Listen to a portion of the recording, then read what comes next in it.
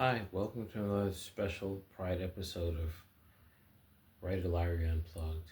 Tonight I'm drinking a small batch bourbon out of Wyoming, actually. It's actually named Wyoming Whiskey. Anyway, I'm drinking this tonight because I've been thinking about pride, and it seems to me that pride is about more than just us. It's about our allies and accomplices. So I'm hoping you'll join me in raising a glass to our allies and accomplices. And I want to talk about two of my strongest allies that made a huge difference in my life. And one of them was my Aunt Turpie, who was my dad's oldest sister. And it was just because she and I never had to have a conversation with her that said, oh, by the way, I'm gay. Like, it was always fairly obvious from the time I was, I don't know, 5 or 6 that I was gay, right? And she just rolled with it. Um, she just always accepted me for who I was. She took me shopping for cologne and stuff when I was in college and things that young men need to present their best selves. She gave me advice on men, which was always kind of fun and interesting, and it really kind of helped me navigate relationships early on. She told me stories about when she met a gay couple who worked at the post office when she did in the 1950s, and obviously they weren't out at work because you get fired for that, right? So they became friends, and they actually came to trust her and invite her into their inner circle. So their home was open to her. She met their gay friends and went to parties and helped them plan brunches and stuff at a time when most gay people didn't feel it was safe to welcome straight people into their world. And she really helped me understand that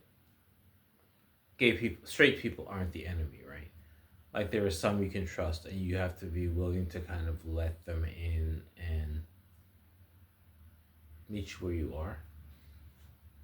I think the biggest thing for me was when the day my husband and I were getting married, she called a couple of hours before the ceremony to congratulate us. And then she asked to speak to Stanley. I passed the phone to him.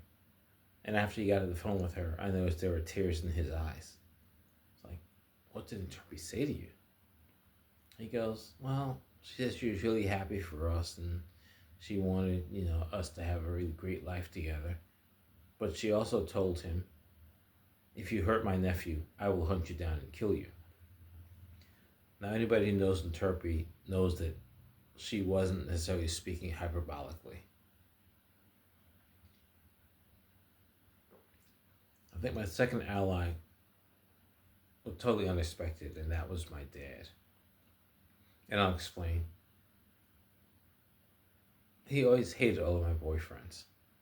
And I always assumed that it was because he hated the fact that I was gay and with a man. I was like, it is what it is. I don't know how to help you, Dad. But then they met Stanley. It was over a Christmas holiday. And they tended to spend Christmas with me, so they'd be down in Philly with me, for days on end. And this particular year, I had just moved to Stanley, and so they were with us a lot. They spent a lot of time with us.